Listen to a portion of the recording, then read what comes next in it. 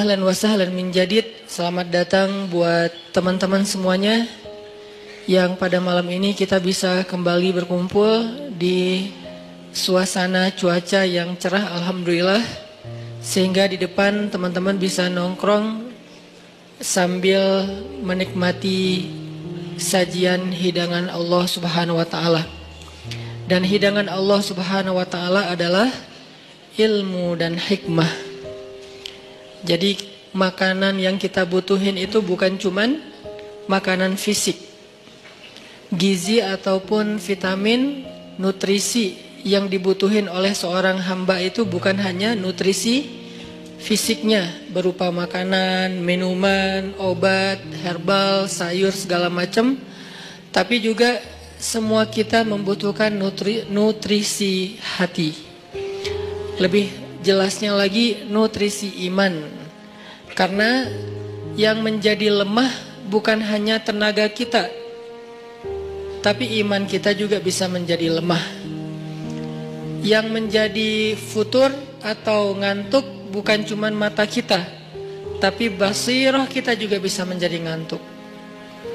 Yang menjadi lupa bukan hanya akal kita, tetapi juga zikir kita juga bisa menjadi lupa. Makanya kita butuh nutrisi atau maidatur rahman, hidangan Allah Subhanahu wa taala yang berbentuk hikmah dan ilmu, sebagaimana kita butuh juga hidangan nutrisi untuk kebutuhan fisik kita. Walaupun memang kita nggak perlu nutrisi, nggak harus, bukan nggak perlu ya, nggak harus memberi nutrisi hati kita dalam bentuk kajian ilmu setiap hari 3 kali misalnya. Nggak harus sih, kalau bisa lebih bagus, tapi nggak harus. Karena nutrisi hati ini bisa kita dapetin bukan cuma dengan duduk dalam majelis ilmu, bukan hanya duduk di dalam tongkrongan hikmah, tapi juga bisa kita dapetin dengan tilawah Al-Quran. Kita juga bisa dapetin itu dengan zikir. Zikir sesuai dengan masalah kita. Karena zikir kalau nggak sesuai dengan masalah tetap berpahala, cuman kurang berasa. Kayak kita lagi nggak lagi haus, tapi minumnya bukan air putih, minumnya misalnya kayak kopi gitu ya. Kalau teh tawar masih mending lah. Haus tapi minumnya kopi atau minumnya minuman yang berwarna. Jadi kayak belum memenuhi dahaga haus kita. Padahal kita lagi haus. Kalau kita lagi kayak agak pusing, oke, minum kopi. Gak semua juga sih ya. Itu mas saya. Kalau pusing ngopi misalnya. Kalau haus minum air putih. Kalau misalnya kayak lagi manja minum susu gitu. Kenapa Ustadz? Ya mungkin lagi kayak males aja yang berat-berat gitu kan. Atau lebih manja lagi jus gitu kan ya. Gak manja sih itu sehat. Ya lah pokoknya. Yang jelas itu kan sesuai dengan kebutuhan kita. Gitu juga dengan zikir. Zikir itu nama Allah yang dipakai itu harusnya sesuai dengan masalah kita. Walillahil asma'il husna. Allah tuh kan punya nama-nama yang bagus, yang mulia, yang baik, yang keren gitu. Walaupun tidak terbatasnya 99, tapi yang dikenal oleh kita 99. Maka fad'uhu biha, maka berdoalah kepada Allah, panggillah Allah. Ud'u itu panggil. Ud'u ila sabili rabbika, atau dakwah itu panggilan, memanggil. Berarti fad'uhu biha, panggillah Allah dengan nama itu. Jadi nggak harus selalu kita manggil Allah, ya Allah, boleh. Tapi ditambah juga, misalnya ya Jabbar, panggilan buat siapa? Panggilan Allah, tapi buat memanggil Allah buat orang yang lagi apa? Yang lagi sakit hati. Pernah manggil ya Jabbar pas lagi sakit hati? Makanya sering sakit hati.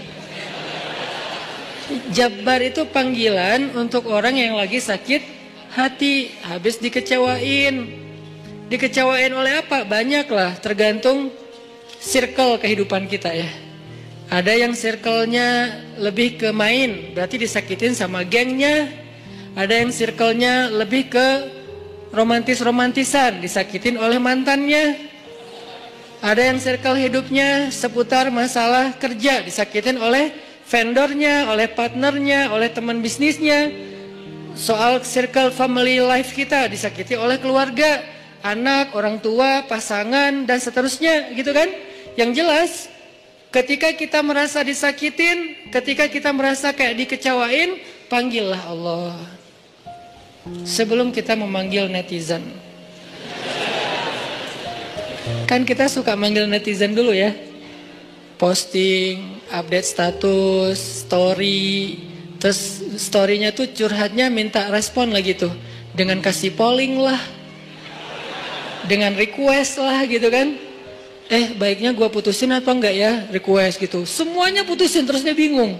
Gimana ya. Nah, sebelum kita istisyarah kepada netizen, karena netizen itu istisyarah, bukan istifta, bukan istikharah. Yang paling tinggi itu kan derajatnya dari 3 level. Meminta pendapat, nomor 1 tuh istikharah, minta pendapat Allah. Kedua, istifta, minta pendapat ulama, orang yang berilmu.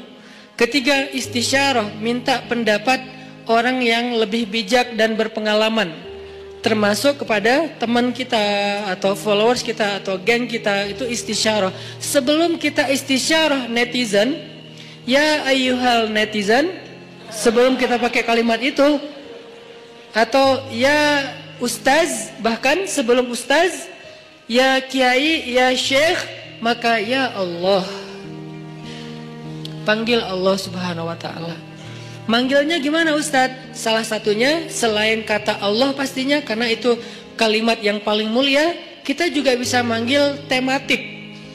Ya Jabbar. Ya Jabbar itu bisa 2. Sebetulnya 3 maknanya Jabbar, tapi yang lebih common itu 2. 1, dipanggil untuk masalah-masalah yang sifatnya bukan hanya besar, tapi kayak kekuatan. Misalnya kita ngedoain musuh-musuh Islam. Allahumma alaika bi'a'daika a'da'iddin. Allahumma alaika bil kuffar. Allahumma alaika biz zalimin. Ya Allah, kami serahkan kepadamu orang-orang zalim itu, gitu kan? Orang-orang zalim. Baru kita mengatakan, ya Jabbar. Pasangannya biasanya, ya Qahar. Ya Jabbar, ya Qahar. Arti Jabbar dalam konteks itu, yang perkasa, yang memaksa. Ya Qahar, yang menaklukkan. Sehingga dipakailah kalimat Jabbar, Qahar, Aziz, kan kata-kata yang nama-nama yang perkasa gitu, untuk doa-doa yang sifatnya biasanya dipakainya dalam kondisi terzolimi. Ini doa-doa orang yang terzolimi. Kayaknya nggak perlu dihafal juga sih. Bukan nggak perlu dihafal, nggak perlu dipakai. Kenapa? Berharap kita tidak mendoakan orang yang zolim, kecuali yang dizolimi dalam urusan agama. Kalau dizolimi urusan pribadi sih, mending jangan mendoakan orang yang menzalimi. Kenapa? Rugi. Mending doain diri sendiri. Ketika kita punya kesempatan doa kita diijabah, jangan kasih doa itu untuk orang lain. Rugi. Walaupun bentuknya mendoakan atas keburukan, tetap rugi. Mending kita pakai buat doain diri kita sendiri. Ya Allah, saya lagi dizalimin, mudah-mudahan. Nah gitu kan.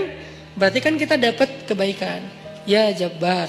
Itu panggilan orang yang sedang sakit hati. Jadi 1 artinya untuk orang yang lagi dizalimi, 1 lagi untuk orang yang lagi hatinya kayak sedih, kayak disakitin. Nggak sebesar zolim sih, cuman ya lumayan lah, bikin nggak bisa tidur, bikin tumbuh jerawat gara-gara itu, gitu kan ya, karena stres.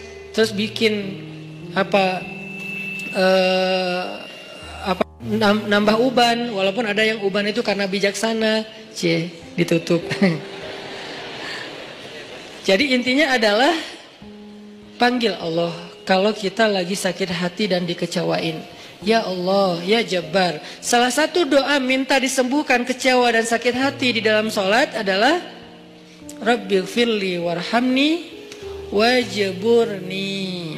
Kalimat wajburni. Selama ini kita baca enggak? Kan? Tahu artinya? Hampir. Apa arti wajburni? Bukan paksa aku dong Allah, enggak. Padahal arti jabar juga yang memaksa kepada kehendaknya. Tapi kalimat wajburni, makna jabar di sini makna yang ketiga di antara tiga makna jabar, yaitu yang apa? Mengobati sakit hati. Jadi ketika kita berdoa, Rabbighfirli warhamni wajburni warfa'ni warzuqni wahdini wa'afini. Banyak banget ya. Luar biasa kita ya. Jadi kalau kita sholat aja tuh kita udah minta banyak hal ke Allah. Makanya pas berdiri, pas duduk itu jangan buru-buru. Rabbi, Allahu Akbar. Apaan? Malaikat juga bingung. Rabbi, Rabbi apa? Kamu dengar nggak dia doa apa? Enggak. Oh kirain aku doang yang salah dengar, kata malaikatnya. Jadi kita kayak nggak jelas gitu minta ke Allah. Rabbi udah gitu sujud. Karena terlalu buru-buru, nggak ada tumakninah, nggak ada tenang, nggak ada berhenti sebentar. Makanya Rabbi firli warhamni wajiburni. Bagian wajiburni kalau bisa di kayak gimana gitu, kayak agak menghayati dan kayak perasaannya dalam banget gitu. Wajiburni. Tapi nggak gitu juga sih dalam sholat, bahaya, bid'ah, syubhat menyambar-nyambar. Intinya teman-teman, wajiburni itu artinya kalau kita terjemahin, sembuhkanlah sakit hati saya. Atau bahasa lain juga bisa diterjemahin, hiburlah aku ya Allah, aku lagi sedih nih.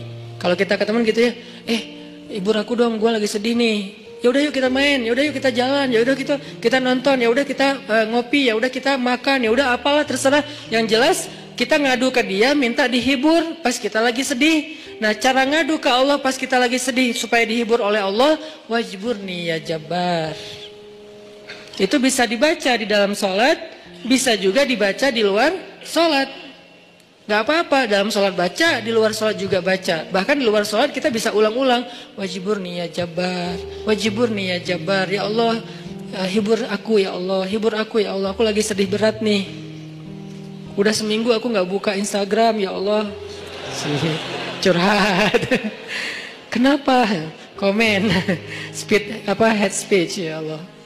Ya Allah, aku udah seminggu gak lihat grup. Ya Allah, aku udah seminggu gak buka handphone. Lebih parah lagi kan? Berarti bermasalah di akun sosial media, bermasalah di grup, bermasalah di nomor kontak, bermasalah di SMS, semua bermasalah. Ya Allah, udah seminggu aku gak buka handphone. Hibur aku lagi sedih banget gitu. Nah, minta ya Jabbar, wajiburni ya Jabbar, wajiburni ya Jabbar. Ntar Allah akan hibur kita.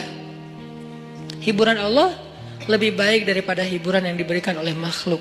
Hiburan makhluk itu kadang-kadang modal. Kalau nggak modal di awal, modal di akhir. Modal di awal, dia ngajak nonton, kita yang bayar. Dia ngajak ngopi, kita yang bayar. Kalau modal di akhir, dia bayar, tapi nanti dia pamrih. Dulu kan pas lo lagi sedih, gue traktirin makan. Sekarang gue lagi sedih nih, sama aja kan ngemodal ya.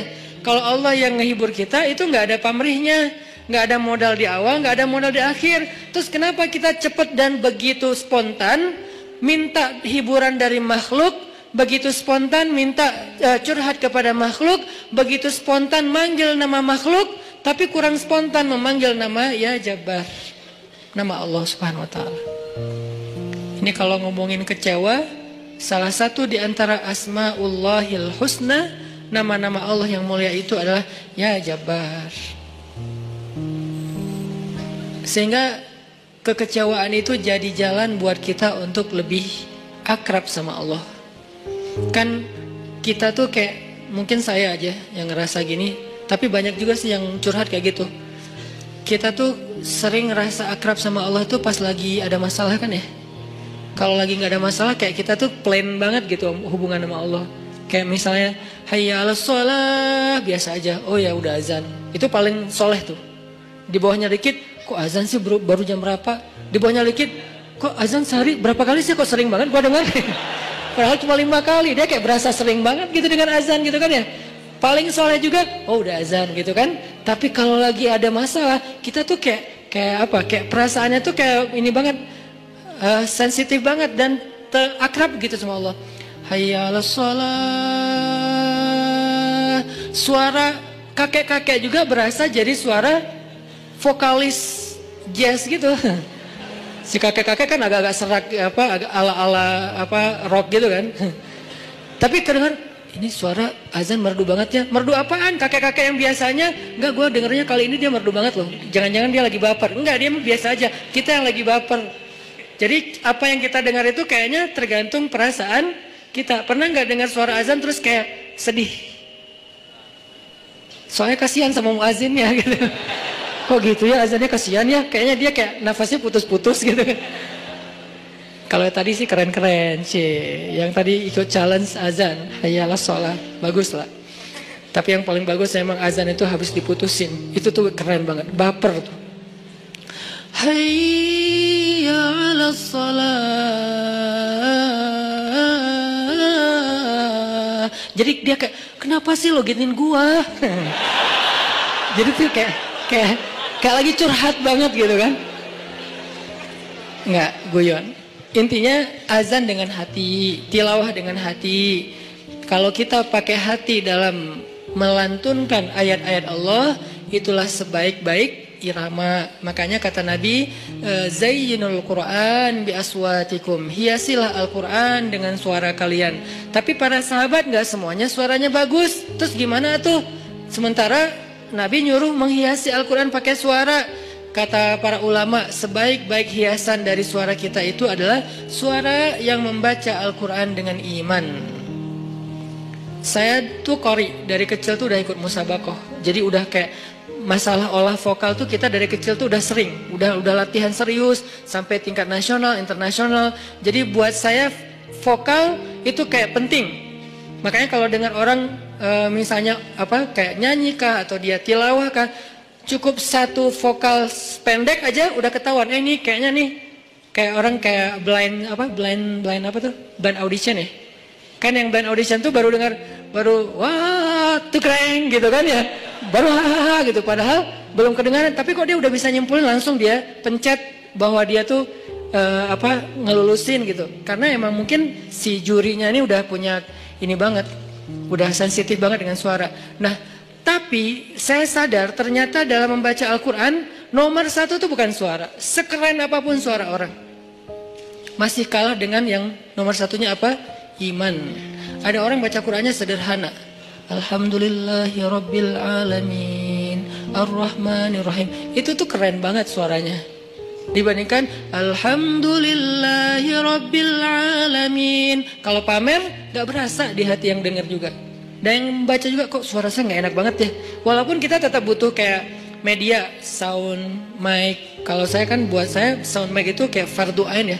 Usul, termasuk hal yang penting gitu kan. Sehingga kalau saya mau ini pasti mic dulu yang dicek. Bukan apa-apa, bukan mau gaya-gayaan kayak tadi misalnya. Tiba-tiba mic monitor nyala karena belum di setel. Kalau mau dinyalain setel dulu. Padahal sebelumnya kan mic luar, mic dalam nih yang dinyalain. Kalau mic dalam dari tempat imam kedengarannya tuh kayak suara dari langit gitu. Kalau monitor kayak suara dari mulut saya gitu. Jadi berasa dengar suara sendiri kan agak enak ya. Nah, makanya awalnya pas saya istau sufufakum, oke, itu istau sufufakum sebetulnya ada dua fungsi. Satu lagi nyuruh ngerapiin soft, dua lagi cek sound. Soft diluruskan dan dirapatkan. Kalau lama kayak Muzamil tadi, berarti pro banget tuh cek soundnya. Kita sholatnya adalah sholat yang terakhir, rapatkan soft dan segala macam. Berarti Muzamil pro banget ngelihat sound ini kayaknya gimana ya? Ini soundnya ada yang kayaknya di sana tuh ada yang ngadat deh, cie. Gaya banget ya. Artinya buat saya itu bukan gaya-gayaan teman-teman. Buat saya itu penting. Kita nggak tahu ya yang sholat di antara kita ini mungkin ada yang pertama datang buat sholat, pengen dia berkesan sekali-kalinya datang. Langsung berkesan sehingga jatuh hati dengan masjid, jatuh hati dengan sholat. Karena sholat itu buat saya konser paling kolosal di muka bumi. Kenapa kolosal?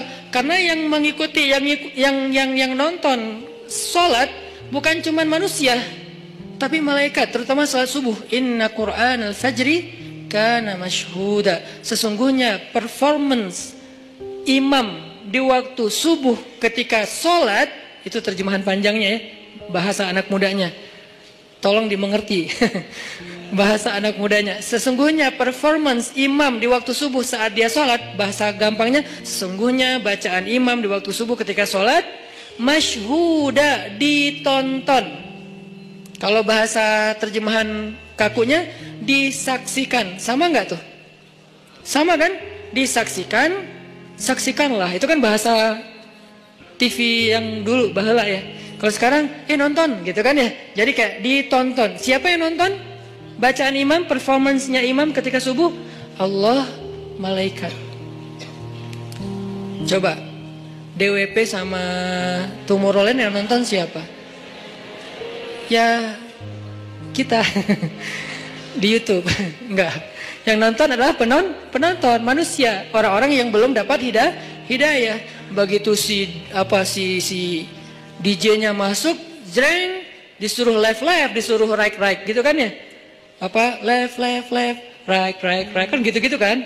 Sholat gitu, Allahu Akbar, kan lebih keren. Kenapa kita di sholat nggak serapi left right-nya konser Tomorrowland? Padahal mereka yang nyuruhnya DJ, kita yang nyuruhnya imam. Karena soundnya nggak kedengaran ke belakang. Jangan suuzon sama makmum ya. Emang nggak kedengaran. Imamnya udah 2 rakaat, makmumnya baru takbir. Kirain tadi imamnya kayaknya ini belum siap deh. Jangan-jangan batal wudhu dulu ya udah kita tungguin. Padahal imamnya udah 2 rakaat. Kenapa makmumnya telat? Soundnya tuh nggak sampai ke belakang. Kita irit di bab sound, tapi boros banget di bab kubah masjid, menara masjid, warna masjid. Kadang-kadang cat masjid itu baru beberapa bulan, ini kayak mirip apa ya, kayak nggak sreg gitu ya. Udah ganti deh, cat masjid yang doff yang bagus diganti hanya gara-gara seleranya berubah. Tapi mic-nya cuma puluhan juta, kubahnya hampir 1 miliar. Orang lain untuk sound itu 1 miliar. Kenapa kok mic lebih penting daripada yang lainnya?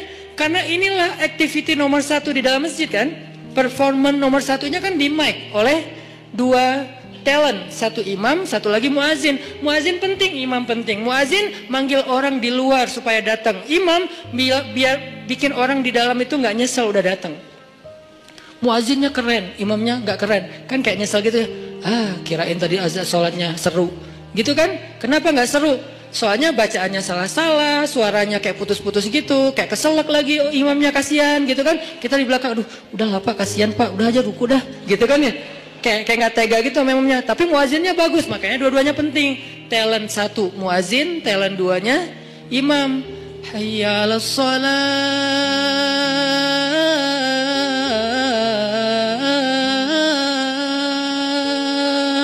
Orang yang dengar sedih ya. Kenapa? Jadi ingat dosa, Nah, gitu kan ya. Ini kan bagus nih azannya nih. Hayya 'alas shalah.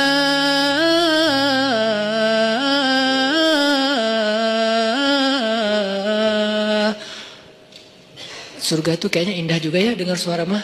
Baru dengar suara panggilan belum. Salamun salam. Ya ayyuhal mu'minun, ya ibadallah, panggilan malaikat. Kan suara malaikat pastinya keren ya. Gak ada yang fales dong, malaikat. Masa malaikat fales? Udahlah gua aja yang manggil. Kenapa? Lo suaranya fales kata malaikat. Kan gak mungkin kan? Panggilan yauma yunadil munadi mim makanin qarib. Hari ketika malaikat memanggil manusia dari tempat yang dekat. Tahukah kita apa tempat yang dekat? Tempat yang dekat itu adalah Masjid Al-Aqsa. Hari ketika malaikat berdiri di titik Masjid Al-Aqsa sekarang memanggil seantero padang mahsyar, halummu ilayya, kumpul kalian semuanya di sini kata malaikat. Jadi azan yang keren itu azan yang mengingatkan orang kepada dosa, azan yang mengingatkan orang kepada akhirat, dan itu nggak bisa kalau nggak pakai hati. Nggak perlu ngeluarin 100% vokal, cukup 60%-nya aja. 30% dibantu sama sound. 10%-nya dipakai, 40%-nya dipakai dengan perasaan. Makanya saya senang banget kayak apa dulu masa masih punya halakoh kecil sama teman-teman, termasuk ada Muzamil, anak-anak ITB. Kita kan kayak belajar apa dulu? Muzamil mana Muzamil? Oh ada. Belajar makomat sama dulu sebelum ada pemuda hijrah, makomat sama belajar azan. Kita kayak apa ya? Kayak mengcover. Jadi bukan cuma lagu yang di cover, kita mengcover azan. Cover azan Masjidil Haram Dagriri. Dagriri itu azannya tuh menurut saya azan of the year. 2018 azan terbaik itu nanti cari di YouTube, azannya Hamdi Ad-Dagriri kalau nggak salah namanya. Nanti azannya Al-Aqsa. Al-Aqsa itu kayak lagi curhat. Al-Aqsa itu udah dirampas, kami itu teraniaya, kemana kalian wahai kaum muslimin? Gitu, seolah-olah tuh kayak manggil kita gitu. Dari irama-irama yang dipilih kan. Nah ini semuanya dengan hati, makanya pakai hati aja udah terbaik. Balik lagi ke tema yang tadi adalah panggil Allah dengan lembut. Nidaan khafiyya. Zikru rahmati rabbika abdahu Zakaria idh nada rabbahu nidaan khafiyya. Ketika dia nada rabbah. Apa arti nada rabbah? Nada itu bahasa Arab, terus jadi bahasa Indonesia, nada, tapi beda arti. Nada artinya memanggil. Nada dering, panggilan. Dering panggilan itu bahasa Arab. Iznada rabbahu nidaan khafiyya. Nada yunadi nidaan. Nida panggilan. Jadi kalau ada yang namanya nida itu adalah panggilan. Makanya kalau dia panggil, panggilan kamu siapa? Panggilan aku nida gitu. Itu panggilan, iya nida, iya panggilan ya. Rame gitu. Kalau ngerti bahasa Arab. Kalau ngerti ya sama aja sih. Nah, yunadi nada rabbahu nidaan khafiyya, memanggil dengan khafi. Khafi itu kayak lirih. Ya Allah, gitu pelan-pelan. Terus khusyuk manggilnya, berperasaan manggilnya, bukan ya Allah. Itu mah kaget kali ya, bukan manggil Allah karena dia lagi curhat. Kalau mau curhat, ya Allah. Coba jadikan ya Allah ini kata favorit kita deh.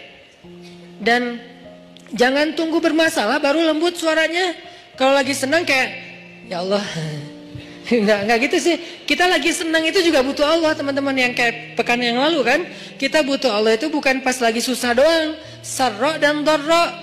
Iza asabatuhum sarra wa iza asabahum dharra, sama-sama butuh Allah. Butuh Allah ketika susah, jelas kita paham. Butuh Allah ketika senang artinya apa? Supaya kesenangan yang Allah kasih itu jadi barokah. Mubarak, jadi bertambah manfaat, jadi bertambah kebaikan, nggak jadi sia-sia. Nah, kalau nikmat yang Allah kasih, kesenangan yang Allah kasih malah jadi bikin kita sia-sia, itu malah jadi musibah. Sehingga kita butuh Allah supaya dituntun, ya Allah saya punya rezeki ini diapain ya? Supaya bermanfaat nih. Kemana saya harus memberikan rezeki ini? Ke keluarga, ke diri saya sendiri untuk kebutuhan, siapa lagi? Allah tuntun. Supaya kalau Allah tuntun, ketika kita mengalokasikan harta, rezeki, nikmat yang kita dapatkan, itu semuanya untuk kebaikan. Fa ammal yatima fala taqhar wa ammas sa'ila fala tanhar wa amma bi ni'mati rabbika fahaddits. Kalau enggak, alhaakumut takatsur. Celaka gara-gara takasur, justru banyak nikmat yang Allah berikan. Jadi teman-teman, poin pertama, bab kecewa. Kalau kita kecewa, saya yakin semuanya pernah kecewa dan mungkin masih akan kecewa atau bahkan lagi kecewa sekarang. Kelihatan dari muka-mukanya. Kecewa sama saya. Kenapa ceramahnya lama sekali? Jadi kalau lagi kecewa, apa poinnya tadi? Panggillah Allah. Ya Allah, ya Jabbar, wajiburni, hibur saya ya Allah. Hibur saya, hibur hati saya ya Allah. Gimana cara Allah menghibur hati kita? Allah menghibur hati kita itu dengan diberikan wajilat qulubuhum. Allah menghibur hati kita dengan dijadikan liyazdadu imanan ma'a imanihim. Allah menghibur hati kita dengan dijadikan apa? Tuma'ninatul qalb. Ala bidzikrillah tatma'innul qulub. Banyak cara Allah menghibur hati. Apakah Nabi pernah sedih atau kecewa? Kecewa pernah, sedih pernah di Al-Quran, direkam. Terus cara Allah menghibur hati Nabi yang lagi sedih atau kecewa gimana? Ya ayyuhal muzammil qumil layla illa qalila nisfahu awil qus minhu qalila أو زد عليه ورتل القرآن ترتيلا إن ناشئة الليل هي أشد وطئا wa aqwamu qila. Allah panggil Nabi ketika lagi sedih dan tidur. Ya ayyuhal muzammil. Ini dua kondisi Nabi lagi tidur dan dipanggil Allah. Satu, ya ayyuhal mudaththir. Satu lagi, ya ayyuhal muzammil. Tidur kenapa Nabi? Bukan tidur, tertidur. Gara-gara capek seharian berdakwah dan capek seharian dibully. Dibully di mana-mana, pergi ke pasar, dibully di pasar, pergi ke tempat pertemuan, dibully di tempat pertemuan, pergi di sepanjang jalan, dibully di sepanjang jalan, pergi ke rumah keluarga besarnya, ke tetangganya, ke pamannya, ke sepupunya, dibully oleh tetangga dan keluarga besarnya. Kemanapun beliau pergi, beliau dibully, dihead, dihina, dicela seharian dari pagi. Satu kota Mekah ngebully beliau. Ada yang mengatakan beliau itu penyihir, ada yang mengatakan beliau itu pembohong, ada yang mengatakan beliau itu tercela. Muzammam, nama aslinya Muhammad, artinya terpuji, tapi diplesetin jadi Muzammam, artinya tercela. Atau orang salib dulu, pas perang salib menamakannya dengan istilah Muhammad. Apa Muhammad? Salah satu nama setan. Jadi dipanggil Muhammad, dipanggil Muzammam, dipanggil sahir, dipanggil majnun, orang gila, dan banyak lagi yang nggak direkam secara diksi oleh Al-Quran, karena emang Al-Quran ini memilih banget diksinya, tapi secara simbolik Al-Quran nunjukin bahwa inilah celaan-celaan yang diterima Nabi berhari-hari dari pagi sampai malam. Pulang malam-malam ngomong ke Khadijah, Khadijah zammiluni, zammiluni, Khadijah selimuti aku, selimuti aku. Khadijah pengertian, diselimuti Rasulullah, diusap-usap kepala Rasulullah, tenang Rasulullah, tenang ya Rasulullah, la tahzan ya Rasulullah, Allah nggak akan ninggalin kamu, Allah tuh sayang sama kamu ya Khadijah. Tapi di tubuh Rasulullah tuh banyak lemparan, bekas lemparan, dibersihin sama Khadijah. Setelah Khadijah wafat, nanti yang menggantikannya Fatimah yang bersihin bekas-bekas lemparan orang. Ada yang lemparin kotoran, ada yang lemparin barang benda-benda keras sehingga melukai Nabi, dibersihin sama Khadijah. Udah capek, Nabi tertidur. Udah beres urusan, dihibur oleh Khadijah.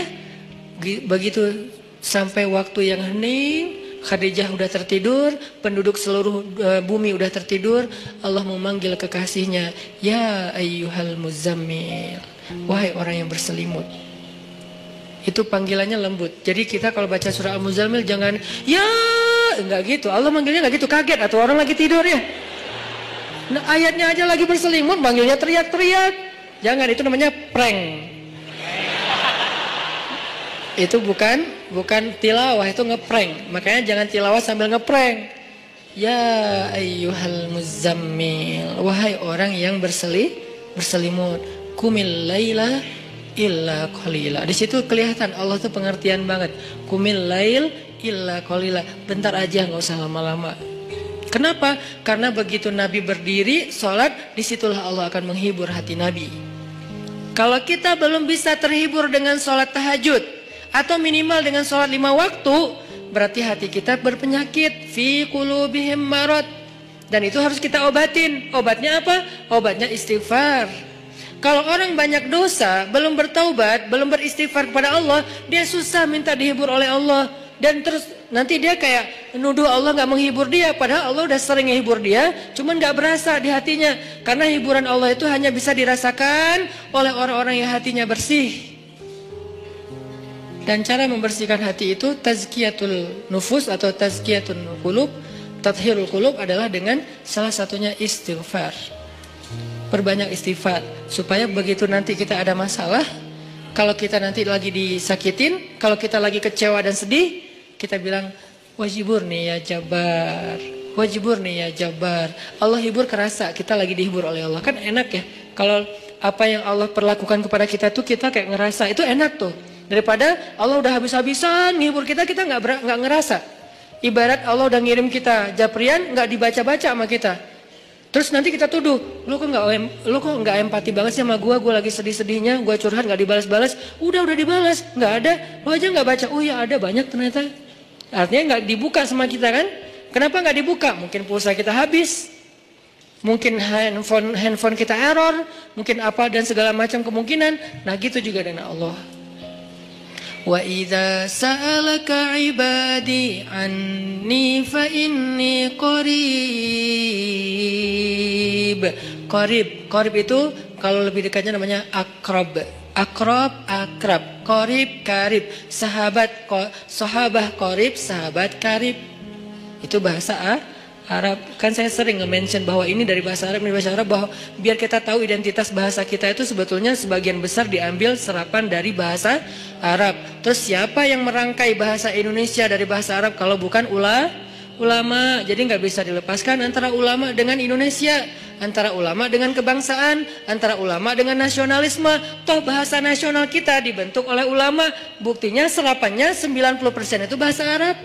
Sebagiannya benar terjemahannya, sebagiannya keliru, tapi tetap aja bahasa Arab. Makanya kenapa saya sering mention itu bukan mau apa di Arab-Arabin biar gaya, biar kelihatan ustadz gitu, enggak. Kalau mau kelihatan Arab banget saya banyakin Arab emang itu mah. Ini enggak lagi kayak gitu.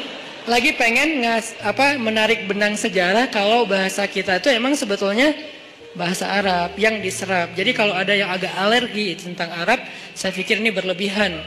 Kita nggak alergi terhadap ras, mau Arab kayak, mau Eropa kayak, mau Afrika, mau apa, ya kan itu semuanya takdir Allah kan. Emang kita bisa minta diciptain sebagai orang apa? Nggak bisa kan? Ya Allah, saya pengen diciptain sebagai orang apa ya enaknya? Ini deh, orang Rusia, tinggi, putih, rambutnya pirang. Ya Allah, saya pengen diciptakan sebagai orang Afrika. Kenapa? Biar tawadu. Nah, nggak gitu juga sih. Jadi kita nggak bisa request gitu kan ya. Dan orang Afrika pun sebetulnya sekarang kan jadi keren ya. Orang kulit hitam keren nggak sih? Berasa sekufu, segolongan. Kalau orang kulit hitam didiskriminasikan nggak keren, kasihan tuh. Kan kulit hitam juga sekarang jadi favorit. Bahkan banyak orang yang pengen menghitamkan kulitnya. Ini artinya ya nggak bisa request mau jadi orang apa, sehingga kita nggak boleh benci golongan ataupun ras, karena dia diciptakan kayak gitu tuh bukan pengennya dia, itu namanya sunnatullah dan takdir, itulah ketentuan Allah. Kalau kita cela rasnya, berarti kita mencela pencipta ras itu, yaitu Allah Subhanahu Wa Taala. Dan ini termasuk larangan dalam hadis mencela nasab. Mencela nasab itu termasuk salah satu dosa besar. Balik lagi ke yang tadi, intinya bahasa kita emang diserap dari bahasa Arab. Nah, kita minta sama Allah. Kata Allah, inni qarib, aku dekat sama kamu. Ujibu da'watad da'i idza da'ani. Ujib dari kata jawab. Jawab bahasa Indonesia juga jawab. Jawabun, jawaban, jawabin, itu grammar. Terus salah satu yang diambil dari antara 3 bentuk grammar Arab itu kita ambil jawaban, ya, menunggu jawaban. Ada orang Indonesia yang mengatakan saya lagi menunggu jawabun, nggak ada kan ya? Ini agak-agak aneh. Jawabin atuh, ada tuh jawabinnya. Jawab berarti yang udah ada tuh jawaban, jawabin. Jawabun mah belum ada ya. Jawabin atuh yang apa yang tadi. Nah, oke, berarti itu bahasa Arab juga. Jawab, ban, bin sama aja. Ujibu, berarti bahasa Al-Quran sendiri itu sebetulnya tanpa baca terjemah, kalau kita tahu akar katanya, itu emang bahasa kita, bahasa Arab, bahasa Indonesia. Ujibu da'watad da'i idza da'an. Aku mengijabah, menjawab dakwah. Dakwah itu panggilan. Ujibu da'watad da'i idza da'an. Aku menjawab panggilan dai, orang yang memanggil kalau dia mendakwah atau memanggil aku. Jadi kalau kita bilang ya Jabbar, Allah langsung turun ke langit dunia, nyamperin kita, terus mengatakan ai abdi, ai abdi. Ai abdi itu artinya ada apa hambaku? Halaka hajah, kamu punya masalah hambaku? Itu namanya ujibu. Cuman kita nggak dengar. Sama kayak kita baca Al-Fatihah, bukankah Allah merespon bacaan kita? Alhamdulillahi Rabbil Alamin. Kata Allah, hamadani abdi, hambaku memuji aku. Gitu kan? Sampai selesai Al-Fatihah, satu ayat demi satu ayat Allah tuh ngerespon. Jadi kita kayak lagi chat sama Allah sebetulnya. Salat itu kan chat sama Allah. Makanya bahasa hadisnya ihsan. Kalau pengen salat kita yang ada kesan chat, berarti salat kita tuh harus sampai ke level ihsan. Apa level ihsan? Anta abudallah ka'annaka tarah, fa illam takun tarah fa innahu yarak. Ketika kamu bisa menghadap Allah, beribadah kepada Allah, seolah-olah kamu tuh ketemuan langsung sama Allah. Kan berarti kita lagi chat sama Allah, ketemuan langsung. Kalau nggak ketemuan langsung, kamu nggak ngelihat dia, maka yakinlah dia ngelihat kamu. Berarti kayak orang telepon atau kayak orang fit call, cuman kamera depan kita rusak. Kamera depan dia ya, kita nggak bisa ngelihat dia. Iya, kamera depan dia. Ya gitu deh pokoknya. Yang jelas adalah kita lagi chat sama Allah. Sehingga Allah tuh kalau kita berdoa jangan berpikir bahwa kita tuh ngomong sendiri terus gak ada yang dengerin. Rabbana atina fid dunya hasanah wa fil akhirati hasanah wa qina adzabannar. Rabbi firli warhamni wajburni warfa'ni warzuqni wahdini wa'afini wa Allahu akbar. Ya enggak ada yang dengar seolah-olah enggak. Rabbi firli warhamni wajburni. Kalau kita salat berjamaah Ustaz gimana? Pelan-pelan, imamnya kita mungkin slow motion. Kalau dia kan cepetin tuh kan ya, jadi ya apa istilahnya tuh, cut to cut gitu kan. Gimana tuh caranya Ustaz? Sedapatnya, jangan dipercepat tapi tetap dapat kan. Rabbi firli warhamni wajiburni. Belum beres, Allahu akbar, nggak apa-apa, tapi kita udah kayak tenang. Makanya kalau nggak puas tambahin dengan sholat sunnah. Begitu tahiyat awal, duduk tahiyat antara dua sujud, Rabbi firli warhamni wajiburni. Lama wajiburni teh 10 menit.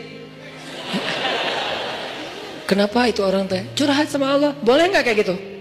Boleh nggak kita duduk di antara dua sujud setengah jam? Boleh. Apalagi sholat sunnah. Kecuali kita jadi imam sholat berjamaah, jangan, kasihan. Anak udah nangis-nangis, terus suami udah nunggu di depan ngeklakson-klakson, terus sales udah habis promonya. Kan nggak konsen sholatnya. Makanya kalau jadi imam yang bijak, ambil pertengahan.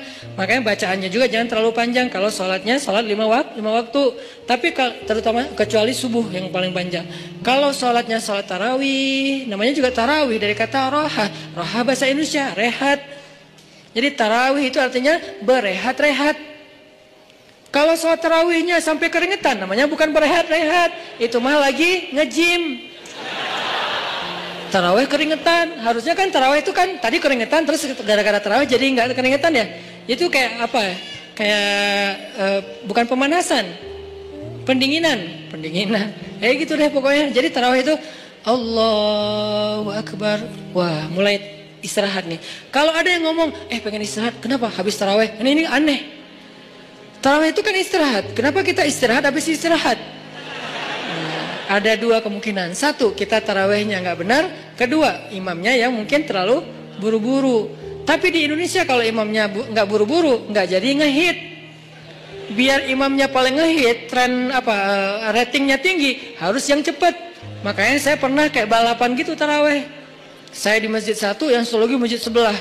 Takbir bareng, Allahu Akbar, Allahu Akbar. Oke, kita start bareng nih. Begitu saya waladhdallin, di sana assalamualaikum. Wah. Kalah Saya pakai 150 cc, dia pakai 1200 cc. Ya iyalah, nggak akan kekejar. Nah, tapi yang sana lebih banyak jamaahnya, di sini dikit. Kenapa? Di sini karena ya mungkin itu pengen istirahat dengan sholat. Kalau di sana pengen cepetan istirahat dari sholat. Beda kan ya? Nah, balik lagi. Kita bacanya tenang, boleh wajiburni, warfa'ni, warzuqni, wahdini, wa'afini, wa'fu anni. Allahu Akbar. Sujud lebih lama lagi. Karena sujud itu lebih freestyle. Freestyle doanya, bukan freestyle bentuknya. Masa sujud mau gini terus. Ya enggak sih. Freestyle doanya. Maksudnya freestyle doa tuh boleh baca doa apa aja selama itu kebaikan. Misalnya kita doa Abu Bakar, Allahumma ja'al fi qalbi nuran wa fi sam'i nuran wa fi basari nuran wa an yamini nuran wa an shimali nuran wa amami nuran wa khalfi wa min warai nuran wa min tahti nuran wa min fawqi nuran. Itu kan doa Abu Bakar kan? Boleh. Apakah itu doa dibaca Rasul? Enggak, Abu Bakar yang baca doa itu. Jadi Abu Bakar bid'ah? Enggak lah. Doa itu ibadah mutlak, ibadah bebas. Sehingga karena dia bebas, kita boleh membaca doa bukan hanya yang diajarkan Rasul, tapi doa yang diajarkan Rasul pun itu yang terbaik pastinya. Cuman yang nggak diajarkan Rasul boleh. Ada kasus yang di zaman Rasul nggak ada, tapi di zaman kita ada. Salah satunya yang sering saya ulang-ulang apa? Mendoakan anak yang lagi ujian nasional. Ada nggak doa dari Rasul anak ujian nasional? Dan di zaman Nabi, anak-anak Nabi nggak ada ujian nasional. Ya Allah, Fatimah lagi ujian nasional. Nggak ada kan ya? Sehingga kita nggak bisa niru. Terus boleh nggak kita ngedoain anak kita lagi ujian nasional sementara Nabi nggak ada contohnya? Boleh, itu nggak disebut bid'ah. Nggak selalu yang nggak dilakukan Nabi itu dianggap. Makanya jangan nanya apa dalilnya doa itu. Ya, yang penting nggak melanggar sunnah Nabi. Nah, sunnah Nabi dalam doa itu adalah menutup aurat, bacaannya yang benar, jangan maksa, jangan marah-marah sama Allah. Ya Allah, pokoknya nih yang terakhir kali nih saya doa nih. Yang nggak bisa gitu. Doanya yang baik gitu kan. Kalau mendoakan yang buruk balik lagi kepada kita sendiri. Nah, ini namanya doa. Makanya pas sujud kita bisa doanya Abu Bakar. Bisa doanya Muaz bin Jabal. Allahumma a'inni ala dzikrika wa syukrika wa husni ibadatik. Bisa doanya Bilal. Bilal. Allahumma inni as'aluka ridhaka wal jannah wa a'udzubika min sakhatika wan nar. Itu doanya Bilal. Tiga-tiganya ini bukan doanya Nabi. Yang satu Abu Bakar yang apa? Yang membuatnya. Yang kedua siapa tadi? Muaz. Yang ketiga adalah Bilal. Dan tiga-tiganya Nabi tahu dan Nabi membolehkan. Enggak langsung Nabi, kan enggak ada saya suruh. Kenapa kamu baca yang enggak pernah saya contohin? Enggak, karena emang ibadah doa itu ibadah mutlak. Sehingga kita bisa doa, ya Allah, saya sih lupa namanya. Tapi saya udah nge-follow dia. Soalnya akunnya nama palsu. Tapi saya tahu kok nama dia yang asli. Saya pernah hafal kok nama dia yang asli. Ya Allah, pengen kalau bisa saya pengen jadikan dia sebagai imam saya. Kalau nggak dia pun yang mirip-mirip gitu. Nah, di dalam sholat gimana caranya? Ya jangan di dalam sholat sih, susah ngomongnya. Kalau bahasa Indonesia kan nggak boleh dalam sholat kan. Kalau di dalam sholat tetap harus bahasa Arab. Kalau bisa jangan bahasa Arab yang dikarang-karang sendiri. Malah salah. Allahumma ansur alaina. Itu bahaya. Allahumma ansur itu artinya apa? Ya Allah, tolonglah.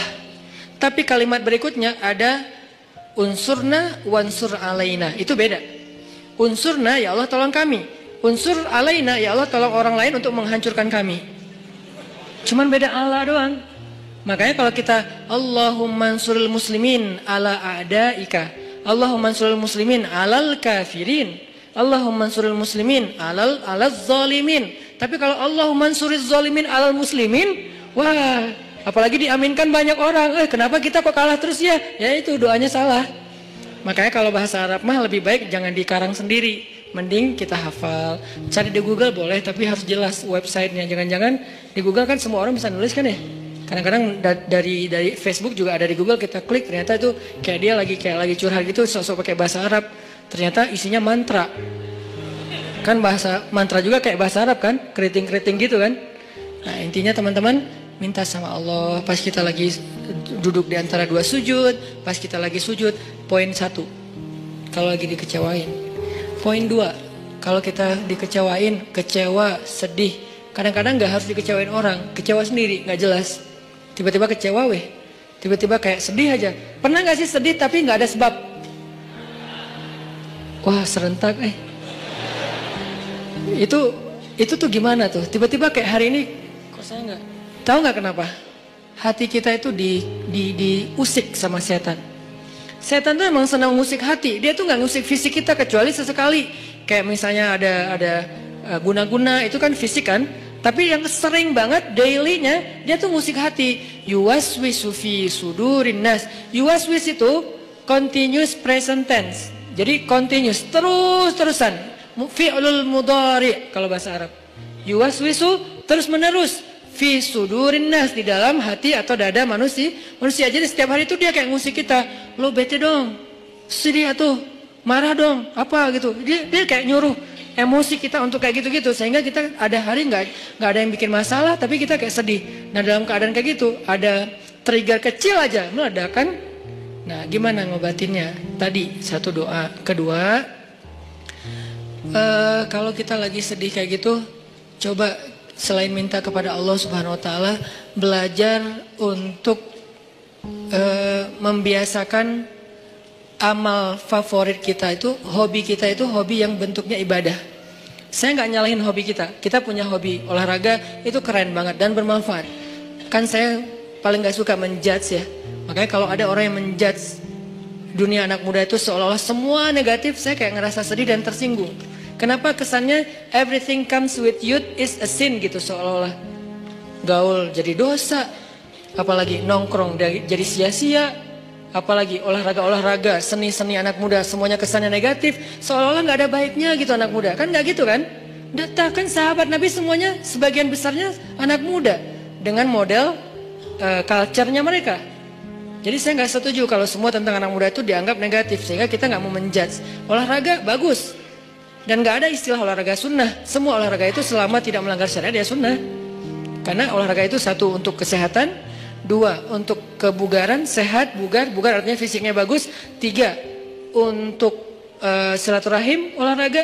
Makanya ada Nabi main dengan para sahabat itu tujuannya bukan hanya main-main tapi bermanfaat. Bermanfaatnya apa? Jadi mengikat ukhuwah. Kadang-kadang kita butuh ketawa untuk ukhuwah, bukan hanya butuh tausiah. Sama-sama butuh, tapi yang balance. Makanya Ali mengatakan rawihul qulub. Rawihu itu dari kata rehat. Rehatkan, istirahatkan hati kalian, karena hati itu bisa bosan sebagaimana fisik juga bisa bosan. Nuruddin Zinki, salah satu tokoh favorit saya di Aleppo, Suriah.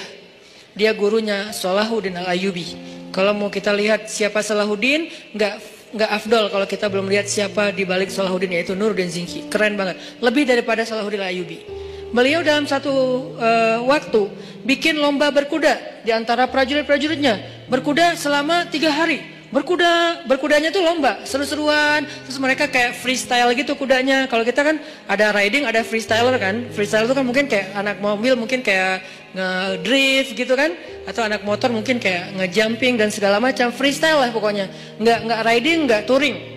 Biasanya riding, touring, sekarang freestyle semua. Main-main, ketawa, ada yang jatuh diketawain. Ketika ada orang yang ahli ibadah, bukan ahli dakwah, ini bedanya ahli ibadah sama ahli dakwah. Ada orang ahli ibadah mendengar berita ini, kalau Nuruddin lagi bikin acara freestyle kuda, ahli ibadah ini kemudian mengirim surat kepada Nuruddin Zinki. Isi suratnya apa? Nuruddin, ittaqullah. Kan orang kalau ngomong idealis tuh kesannya dia paling benar ya. Pakai ayat, pakai hadis, kesannya dia benar dan kita salah. Jadi kita jadi tiba-tiba kok saya jadi salah ya? Gitu. Ittaqullah, langsung menjudge. Takutlah kamu kepada Allah. Seolah-olah Nuruddin baru bikin dosa. Kalimat ittaqullah itu kan kalimat kepada orang yang baru bikin dosa. Ittaqullah, istaghfirillah, tub ala Allah. Jadi kayak kamu tuh dosa banget, takut sama Allah, gitu kesannya. Nuruddin, ittaqullah. Takutlah kamu kepada Allah. Yang kamu lakukan ini semuanya sia-sia. Waktu kita itu nanti akan dimintai pertanggungjawaban setiap detiknya. Panjang. Keluarin ayat, keluarin hadis. فَمَنْ يَعْمَلْ مِثْقَالَ ذَرَّةٍ خَيْرًا يَرَهُ وَمَنْ يَعْمَلْ مِثْقَالَ ذَرَّةٍ شَرًّا يَرَهُ وَالْعَصْرِ إِنَّ الْإِنسَانَ لَفِي خُسْرٍ. Semua ayat keluar, semua hadis keluar. Kesannya Nuruddin itu main-main dan sia-sia. Ini bedanya orang yang hanya tinggal di dalam masjid dengan orang yang turun ke dalam objek-objek dakwah dan jihad. Mereka akan lihat realitas yang berbeda banget di dalam masjid. Di dalam masjid mah semua orang baik, soleh. Nggak diuji kita di dalam masjid, sedikit kalaupun ada. Tapi begitu di luar, akhirnya Nuruddin Zinki membalas. Balasannya apa? Akhi fillah, saudaraku karena Allah. Sebetulnya saya tidak ingin menyampaikan ini, tapi karena engkau sudah menuduh saya dengan tuduhan-tuduhan yang tidak benar, saya perlu tabayyun, kata Nuruddin. Kami itu udah berjihad berbulan-bulan, melintasi gunung-gunung yang tinggi, melintasi padang pasir, musim panas, musim dingin, menghadapi musuh-musuh yang berkali-kali lipat lebih banyak dari kami. Kami dan kuda-kuda kami sudah melihat darah tuh terus-terusan, setiap hari ngelihat darah, setiap hari ngelihat potongan tubuh manusia. Lelah, tidak tidur berhari-hari, kehausan, tidak minum kecuali beberapa tetes air saja dalam sehari. Kami itu sudah berjihad berbulan-bulan, kata Nuruddin. Sehingga saya melihat pasukan saya mulai stres. Kuda-kuda kami mulai stres. Kuda kalau stres susah dipakai. Jadi nggak akan sesuai dengan instruksi dari penunggangnya, kesatrianya. Dia stres, ngelihat musuh dari kejauhan, kadang-kadang bukan ngelihat musuh, ngelihat pohon aja dikira musuh. Wah, banyak banget musuhnya, lari. Kuda stres kan bahaya kan? Dan bisa membahayakan penunggangnya. Gimana mau rapi dalam soft jihad kalau kudanya pada stres, kayak nggak pernah diservis. Ibarat motor nggak pernah diservis, dibawa terus sampai olinya udah kayak lumpur. Akhirnya kami bawalah, kalau bahasa kita, diservis. Diservis itu apa? Dengan cara, kalau diservis motor kita bawa ke bengkel servis nih, ganti oli, apa segala macam dibersihin, kayak gitu-gitu kan. Kalau servis kuda dibawa main. Karena kuda itu servisnya dengan main, bukan makan, minum dan segala macam. Akhirnya kudanya bisa ikut main sama penunggangnya, lucu-lucuan, guling-guling. Kudanya menjatuhkan penunggangnya, terus diketawain dengan lain. Dan prajuritnya juga diservis dengan cara apa? Entertain, mereka butuh hiburan. Jangan berpikir ketika ada orang berhibur sebentar, seolah-olah udah seluruh hidupnya berhibur, sampai kita menuduhnya bahwa hidupnya sia-sia. Ini terlalu gampang menjudge orang lain. Bisa jadi itu bagian dari program dakwah. Itu jawaban Nuruddin. Jadi saya ingin supaya prajurit saya segar lagi, ukhuwah mereka kuat lagi, lebih soft, barisan mereka lebih bagus lagi, dan kuda-kuda mereka lebih sehat dan bugar lagi. Dibalas kepada ahli ibadah. Baru kemudian ahli ibadah, ya tapi kan gak harus gitu juga. Oh panjang, akhirnya gak beres. Ya namanya juga orang kalau udah dengki. Sama dengan Fudail bin Iyad dengan Ibnu Mubarak. Fudail bin Iyad ahli ibadah di dua Masjidil Haram. Masjid Nabawi dia ahli ibadah dan mengajar di Masjid Nabawi. Di Masjidil Haram juga dia ahli ibadah dan mengajar di Masjidil Haram. Tapi gak pernah keluar dari masjid. Sehingga yang dia tahu realitas dunia ini hanya realitas masjid. Tentang sholat harus rapi, tentang kalau sholat kita sunnah sendiri harus pakai sutro. Itu kan realitas-realitas dinamika masjid kan. Tentang waktu azan itu jangan diburu-buru, antara azan dan iqomah itu dikasih jeda waktu. Kemudian masalah menutup aurat dalam pakaian sholat. Kemudian masalah kenceleng. Itulah realitas masjid. Sangat mungkin belum banyak. Ketika keluar dari masjid, realitasnya tuh beragam. Nggak sesederhana masjid, rumit. Kalau di dalam masjid itu sederhana realitasnya.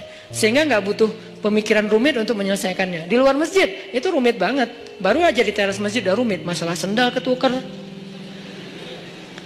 Kalau ketukernya dengan yang lebih bagus sih, bukan masalah, nggak akan ngomong, diem-diem aja. Ini masalahnya ketukernya dengan yang ya gimana gitu. Nah, akhirnya ini nih yang jadi realitas, apalagi keluar dari pintu masjid. Udah keluar pintu masjid, tangga masjid, keluar tangga masjid, parkiran masjid. Di parkiran udah realitas, baru datang udah lihat mobil atau motor udah kebaret. Wah nih tadi karena motornya desak-desakan, spion kita lah, atau bodi motor kita yang baru lah udah kecoret-coret. Atau mungkin motor kita posisinya kok nggak enak gitu, di tengah kena hujan. Padahal tadi perasaan parkirnya di atasnya ada atap, sekarang kena hujan, jadi basah. Padahal habis dicuci segala macam, itu udah realitas. Sehingga ketika Ibnu Mubarak melihat Fudail bin Iyad asik aja mengajar di dalam masjid, Ibnu Mubarak mengirim surat kepada Fudail bin Iyad yang kemudian jadi nasyid, jadi lagu. Ya abidal haramain, wahai hamba yang beribadah di dua Masjidil Haram. Ya abidal haramain, law absartana la'alimta annaka bil ibadati tal'abu. Wahai orang yang beribadah di dua Masjidil Haram siang dan malam, tahajud, itikaf, tilawah, ngajar ilmu. Kalau kamu melihat apa yang kami lakukan di luar sini, maka kamu akan menganggap ibadahmu itu cuma main-main. Padahal udah di Masjidil Haram dan di Masjid Nabawi, tapi masih dianggap main-main. Kalau dibandingkan dengan apa? Dibandingkan dengan dakwah dan jihad. Karena dakwah itu nggak sederhana ibadah. Ibadah kita semua yang datang orang-orang udah pada soleh, yang pengen ibadah, gampang diatur. Soft luruskan, lurus nggak? Lurus. Coba suruh luruskan soft di belakang zebra cross. Segampang meluruskan saf di masjid? Enggak, itulah realitas, itu perbandingannya. Kalau kita belum bisa menyuruh masyarakat, social behaviornya lurus di belakang zebra cross, berarti kita belum menyelesaikan masalah masyarakat. Berarti belum berdakwah, baru beribadah di dalam masjid. Itu bandingannya, segampang mana? Mana lebih gampang, nyuruh orang lurus di belakang zebra cross apa nyuruh orang untuk ikut imam? Ikut imam. Jangan kalian mendahului atau menyamai gerakan imam. Oke. Allahu Akbar, Allahu Akbar. Pas bangkit dari sujud, Allah.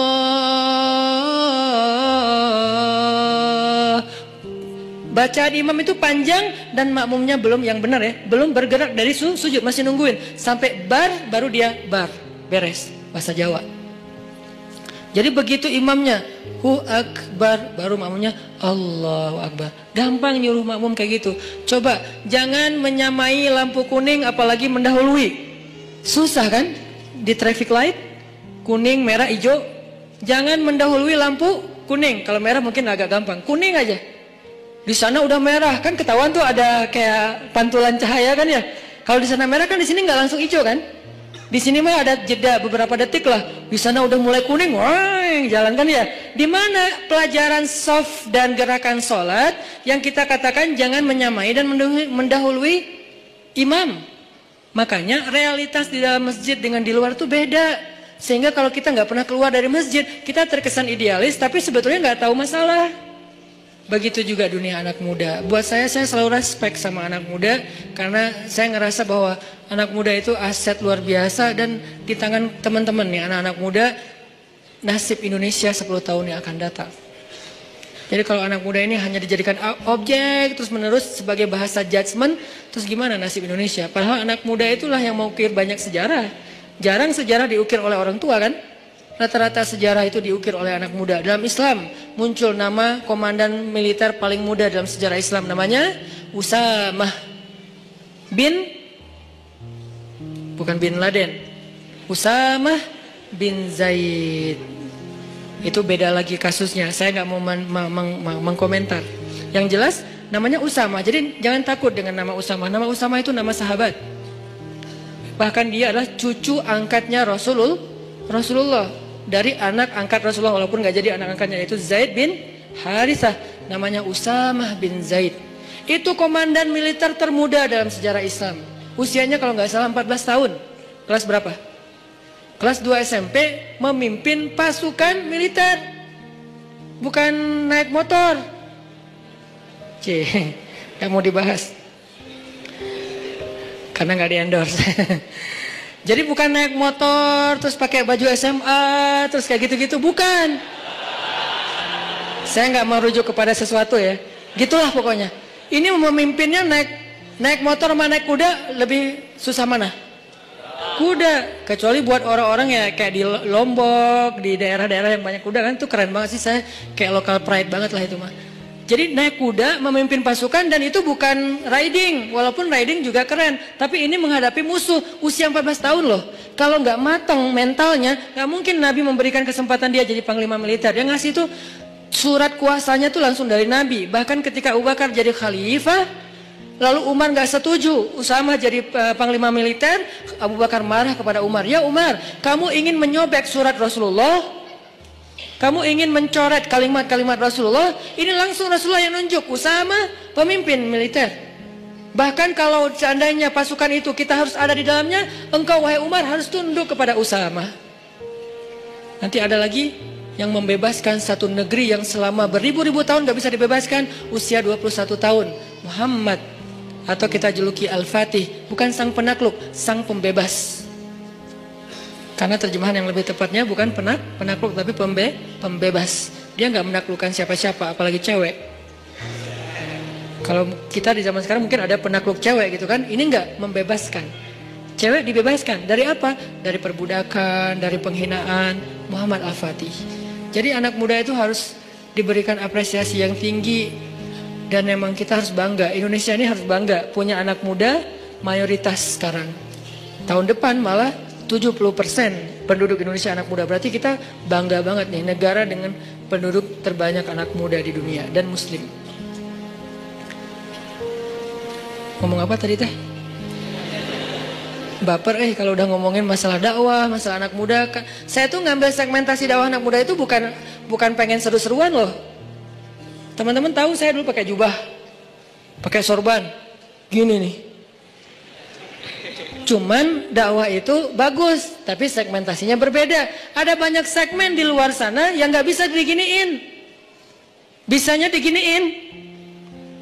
diginiin dengan santai, kita temenan, kita mah main bareng. Dan itu bukan karena saya pengen, kayaknya Ustadz baru puber sekarang deh. Bukan. Ustadz kayaknya kurang nakal deh waktu muda, jadi pengen nakal sekarang. Ya enggak lah, dikit. Bukan karena itu saya mengambil segmentasi anak muda. Karena saya yakin teman-teman anak muda inilah, pemuda Indonesia inilah yang akan jadi wajah Indonesia 10 tahun lagi, 2024, 2029, inilah wajah Indonesia. Sehingga kalau kita pengen merubah Indonesia, kita harus mulai dari anak muda. Dan anak muda yang terbanyak itu bukan di dalam masjid kenyataannya.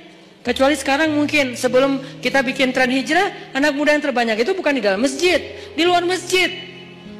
Gimana cara bawa mereka ke dalam masjid kalau hanya kita berkoar-koar di atas mimbar? Saya tuh kalau khutbah Jumat dulu tuh, demi Allah gitu. Tapi anak muda tetap aja sepi. Malah yang bikin kaget, yang kakek-kakek kan kasihan, kaget. Apa sih kakek-kakek? Kalau anak muda digituin kan kayak seru, adrenalin gitu kan. Ini kakek-kakek digituin, kasihan atunya. Sesungguhnya kematian, ya Ustadz ya. Kematian lihatnya ke kakek-kakek. Nah ini udahlah, masa-masa itu saya udah beres. 8 tahun saya dakwah di Bandung dengan cara itu. Sekarang saya pengen segmentasinya jelas anak muda, karena saya berharap lebih ke anak muda. Saya pengen, selalu saya share, mimpi kita bersama adalah suatu saat muazzin kita itu adalah wakil pejabat. Mau wakil presiden, wakil gubernur, wakil wali kota. Dan dia udah belajar azan di masjid-masjid ketika dia masih muda. Azannya azan baper dari hati. Kebayang aja wakil presiden manggil kita sholat di Masjid Istiqlal, live streaming. Hayya 'alas shalah.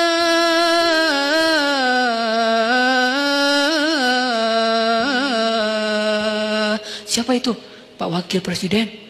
Wah kan semangat ya se-Indonesia sholat berjamaah subuh ya. As-salatu khairum minan naum. Wakil Presiden bilang sholat lebih baik daripada tidur. Kan keren tuh. Datang anak muda berbondong-bondong ke masjid karena diazanin sama wakil presiden. Wibawa banget tuh, izzah.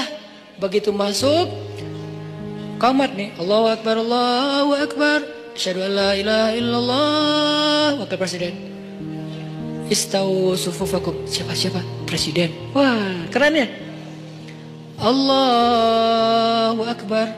Presidennya gagah, dia izzah kepada musuh-musuh Allah, tapi rohama ubainahum. Jangan di sini dia bersikap keras. Masa kepada sesama kaum muslimin dia sifatnya asyidda? Kebalik atau ayatnya? Bukankah ayatnya asyidda wal kufar rohama ubainahum? Rohama, bahasa rohama itu apa? Komennya rohama, angger. Komennya rohama, ngomongnya ruhama, di grup broadcastnya ruhama, kalau ketemu kaum muslimin itu ruhama. Kepada manusia rahmatan lil alamin. Kepada kufar, siapa kufar? Orang yang memerangi mereka, musuh-musuh yang zalim, seperti orang misalnya Israel yang menjajah Palestina, atau orang-orang zalim yang menyakiti kaum muslimin di Suriah, di Yaman, di Irak, di Rohingya. Itu asyidda. Jadi nggak ada salaman sama mereka, pelukan, senyum-senyum, asyidda sama mereka. Kalau ditarik, kita tarik balik. Berarti kan dia juara panco presidennya. Kan ada tuh presiden narik-narik gitu kan. Nah kalau kita nggak kuat narik kan kayak kalah gitu kan. Alhamdulillah ada presiden kaum muslimin di satu negeri, ditarik nggak bisa.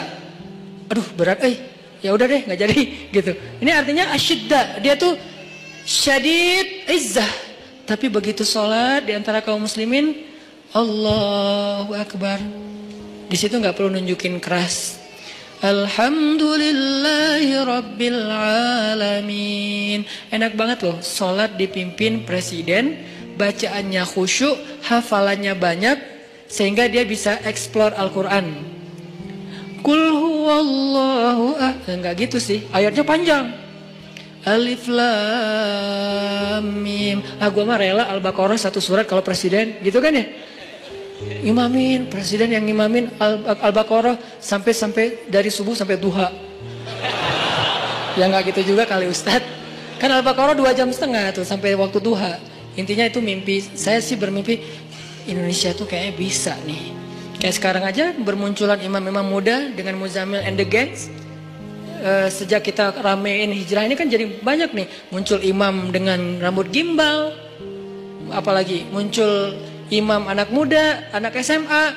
Itu bisa banget. Dan mereka nanti pasti saya yakin akan jadi pemimpin-pemimpin masa depan. Kayak sekarang saya dekat sama teman-teman pemuda Pancasila. Sapma pemuda Pancasila juga. Kalau lagi dekat sama mereka ngobrolnya apa? Lo nyalak gak tahun ini? Ya insya Allah lo kayaknya masih mau main dulu deh. 5 tahun lagi gua nyalak. Berarti kan anak-anak muda sekarang lintas organisasi. Mau dia PP, mau dia Karang Taruna, mau dia komunitas. Sebetulnya kan calon pemimpin masa depan kan? Kalau mereka lahir dari rahim tarbiyah. Kebayang aja pemimpin Indonesia 5 tahun lagi atau 10 tahun lagi. Lahirnya dari rahim tarbiyah. Gimana cara mentarbiah Indonesia? Gak bisa bikin satu pesantren dengan ukuran sekian hektar. Harus bikin pesan _ tren. Dan tren inilah yang jadi konten tarbiyah. Mentarbiah semua anak muda di Indonesia. Supaya semuanya secara fikroh lahirnya dari rahim tarbiyah. Secara hamasah lahirnya dari masjid. Secara rahmah lahirnya untuk kemanusiaan. Itu harapan kita. Itu tuh mimpi saya. Kenapa saya mengambil segmentasi anak muda? Itu bukan main-main. Jadi kalau saya tulis banyak main banyak manfaat, itu hasil renungan dan emang tujuannya main di sini tuh silaturahim, main di sini tuh touring, main di sini tuh olahraga. So, apa yang salah dengan itu? Yuk kita sama-sama kita ramein dakwah anak muda ini. Kenapa? Ini penting untuk 5 tahun 10 tahun lagi Indonesia. Kalau enggak kebayang. Karena anak muda ini efek perbaikannya hebat, efek perusakannya juga yang nggak kalah hebat. Kalau orang tua ada di tengah-tengah aman. Jadi rusak ya gitu, baiknya juga ya gitu. Kalau anak muda baiknya keren banget, kalau dia jadi rusak juga innalillah banget. Makanya balik lagi kepada tema tadi, kecewa. Walaupun agak-agak gak nyambung sih, nggak apa-apa lah ya. Nanti diedit baru masukin YouTube. Kecewa. Poin yang kedua itu adalah cari satu hobi. Tadi mau ngomongin itu sebetulnya. Cari satu hobi yang bukan hanya entertain. Walaupun boleh. Saya juga hobi entertain ada. Hobi kan harus nggak harus satu kan. Entertain ada hobinya. Olahraga ada. Hangout jalan ada. Tapi selain ini bagus semuanya. Tapi tambahin satu lagi, hobi ibadah. Ibadah tuh harus jadi hobi. Biar apa? Biar kita tuh bisa enjoy. Ambil aja salah satu deh, nggak usah banyak-banyak. Saya nggak minta teman-teman tahajud 11 rakaat 1 juz, nggak. Tilawah 1 hari 1 juz, nggak. Ambil yang paling ringan dulu deh, tapi jadiin hobi. Misalnya sholat duha atau sholat mutlak. Sholat mutlak kan lebih bebas lagi nih, kapan aja. Jadi pokoknya agak-agak nganggur dikit, sholat Allahu Akbar. Itu kalau sholat tanpa ada jadwal, bukan karena waktunya sholat, kita tuh kadang-kadang kesannya lebih free ride loh. Free ride-nya apa? Kayak nggak ada beban. Kan free ride tuh nggak terbeban dengan GoPro, nggak terbeban dengan 360, nggak terbeban dengan kamera, nggak terbeban dengan tele, kan gitu kan? Karena dia kayak gua mah pengen main aja, jadi nggak pakai bawa-bawa tim pencitraan. Dia mau ke gunung, nggak bawa tim kamera, dia di laut nggak bawa tim kamera, dia loncat dari tebing nggak muncul juga, nggak ada yang ngamerain, biasa aja. Namanya free riders. Bisa nggak kita ibadah tuh selain emang udah ada waktunya muqayyad, ada yang free ride. Free ride tuh mutlak, bebas, sholat aja, nggak ada yang nyuruh, nggak ada yang maksa sholat. Itu kalau jadi hobi teman-teman, sebanyak mungkin sholat sunnah mutlak. Itu akan jadi obat ketika kita kecewa. Tapi itu nggak bisa pas kecewa baru dilakuin. Harus dibiasain dulu dari sekarang. Begitu nanti kecewa, itu jadi akan kayak kita kecewa ngopi, sedih nongkrong, sedih nonton, sedih ketemu teman, sedih main. Sekarang sedih sholat. Baru nanti berlaku ayat, ya ayyuhalladzina amanu sta'inu bis sabri was shalah. Mintalah pertolongan Allah dengan sholat salah satunya. Itu nggak bisa kalau nggak dimulai dilatih, dijadikan habit dan hobi. Siap insya Allah? Ya, mudah-mudahan anak muda yang ada di masjid ini, yang ada di kota ini kota inspirasi banget di seluruh Indonesia, yang ada di negeri ini negeri yang mudah-mudahan kita berbaik sangka.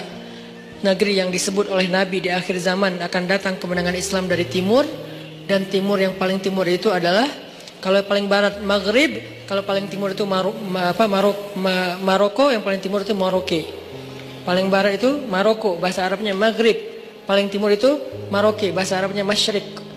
Berarti kalau di sana Maghribnya udah beres dengan banyak cerita, yang belum giliran peradaban itu cuman Masyrik, Maroke, dan itu adanya di Indonesia. Mudah-mudahan anak muda inilah yang nanti akan menemani Imam Mahdi membebaskan Palestina.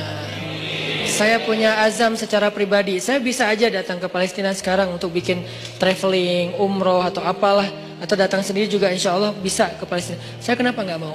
Saya udah datang ke Masjidil Haram berkali-kali, Masjid Nabawi pastinya. Kenapa Palestina nggak? Saya punya azam, saya kalau mau datang ke sana tuh jangan melancong.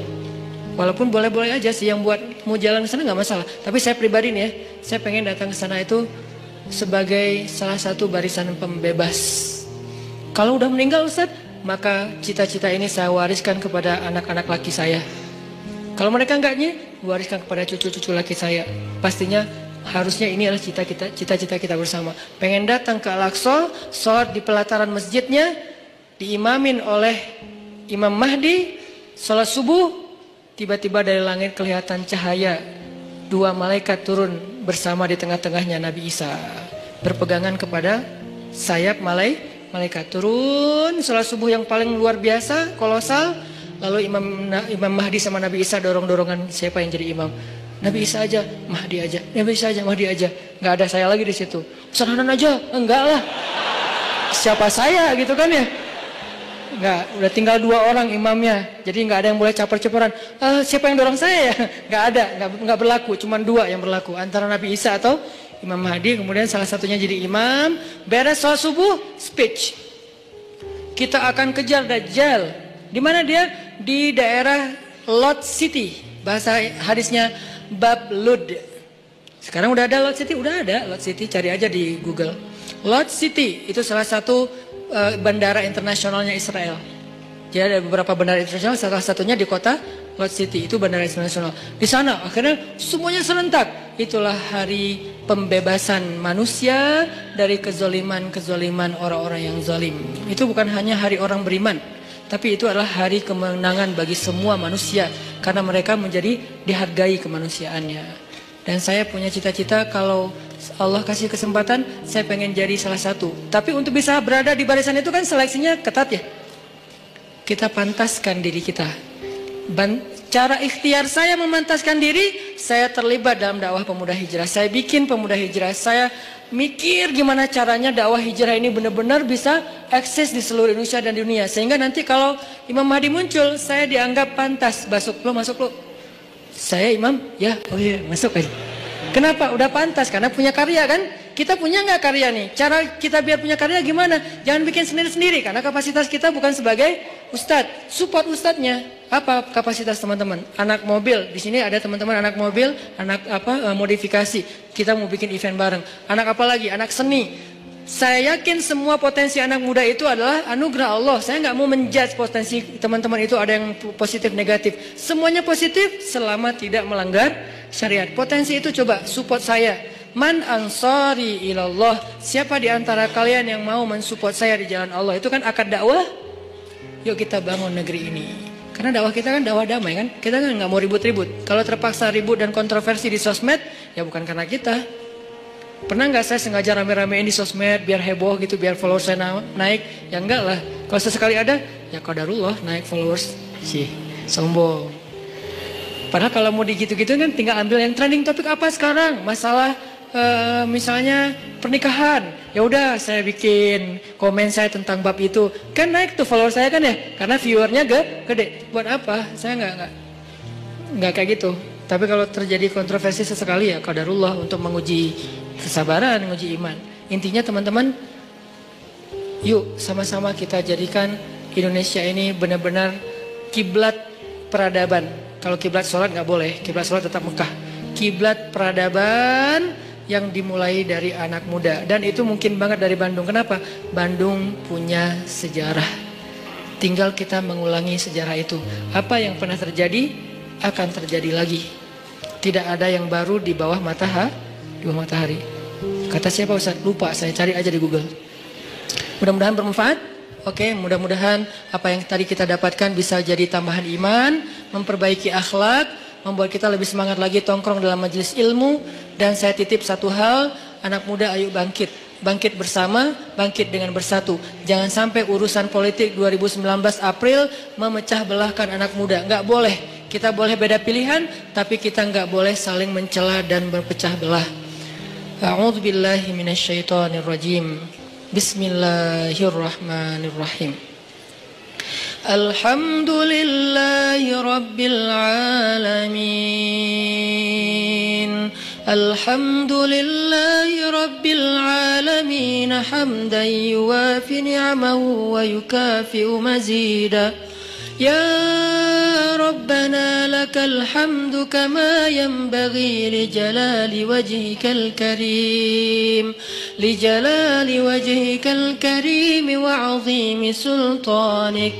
Allahumma antas salam wa minkas salam wa ilayka ya'udus salam. فحينا بالسلام وأدخلنا الجنة دار السلام تباركت ربنا وتعاليت يا ذا الجلال والإكرام اللهم صلِّ وسلم وبارك على سيدنا محمد وعلى آله وصحبه أجمعين. Duhai Allah yang maha pengasih lagi maha pemurah. Duhai Allah yang maha baik dan maha pengertian. Duhai Allah yang maha lembut dan maha santun. Duhai Allah yang maha mengetahui dan maha bijaksana. Inilah kami hamba-hambamu ya Allah. Datang ke sini untuk berpasrah kepadamu ya Allah. Kami serahkan pikiran kami untuk Engkau tuntun kepada ilmu yang benar. Kami serahkan lisan kami agar bisa bertutur dan berzikir dengan nama-namamu yang mulia. Kami serahkan telinga kami agar mampu mendengar ayat-ayat dan hikmah-hikmah tentang kebesaran-Mu. Kami serahkan tangan kami agar mampu bermanfaat dan memberi sesuatu yang bisa menyelesaikan urusan hamba-hamba-Mu. Kami serahkan kaki kami agar mampu melangkah berjalan menuju rumah-Mu dan tempat-tempat yang Engkau ridhoi.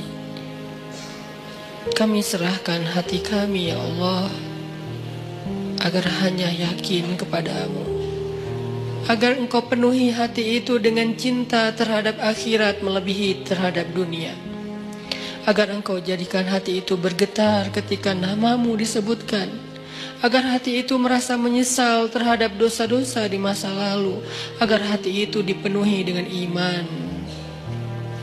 Kami serahkan hidup kami agar Engkau tuntun kepada takdir-takdir baik yang Engkau putuskan untuk kami. Kami percaya ya Allah, Engkau tidak pernah menginginkan keburukan untuk hamba-Mu. Engkau tidak pernah sengaja memberikan musibah kepada hamba-Mu. Engkau tidak pernah sengaja menyakiti hamba-Mu. Engkau tidak pernah sengaja membalas hamba-Mu dengan kemurkaan-Mu. Karena kami yakin rahmat-Mu mendahului marah-Mu.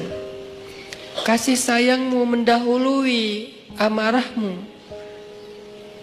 Sifat kasihan-Mu mendahului murka-Mu. Engkau tidak mungkin marah kepada hamba-Mu sebelum Engkau sayang kepada dia. Engkau tidak mungkin murka kepada hamba-Mu sebelum Engkau kasihan kepada dia. Engkau tidak mungkin mengambil nikmat dari hamba-Mu sebelum Engkau berlimpahi dia, ya Allah. Karena sesungguhnya rahmat-Mu lebih luas daripada kemarahan-Mu. Kami berserah kepadamu, ya Allah. Kami serahkan diri kami, hidup kami, jiwa kami hanya kepadamu, ya Allah. Tuntun kami ke arah yang Engkau kehendaki. Kami pasrah, kami ikut, ya Allah. Karena kami yakin Engkau tidak mengarahkan dan menuntun hamba-Mu kecuali kepada kebaikan di dunia dan akhirat bagi kami. Kami pasrah, ya Allah, terhadap keputusan-keputusan-Mu tentang sekolah kami, tentang kuliah kami, tentang pekerjaan kami, tentang usaha kami, tentang pertemanan kami, tentang perasaan cinta kami, tentang hubungan kami dengan seseorang yang istimewa bagi kami, tentang keluarga kami, tentang segala sesuatu tentang kami pasrah kepadamu. Tuntun kemanapun Engkau kehendaki, ya Allah, karena kami yakin semuanya baik. Tidak ada yang datang darimu kecuali kebaikan, ya Allah. Inilah kami hamba-hamba-Mu, datang belajar di sini untuk bisa benar-benar istislam dan tawakal kepadamu. Benar-benar menjadi hamba yang inna salati wa nusuki wa mahyaya wa mamati lillah.